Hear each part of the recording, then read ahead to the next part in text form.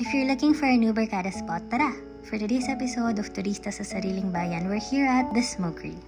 For drinks, we got Bee's Knees and our new favorite, Amaretto Sour. For starters, we got their dirty fries, crispy, cheesy, and hindi tinipid, 100 out of 10. For Pares lovers, their Pares tacos is definitely a must-try. Isa to sa mga babalikan talaga namin. We also tried their bestseller, beef chimichurri with eggs, java rice, and potato salad. Mekos-mekos mo lang kasi mas masarap talaga yung flavors kapag sama-sama mo siyang kinain.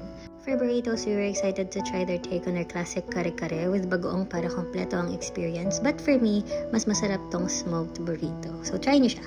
We also tried their Bianca pasta. If mahilig kayo sa mga Italian carbonara with eggs, ito yon.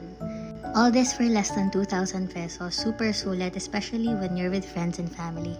From food truck to now a restaurant, ang saya lang to see our local food scene thriving. Kaya naman,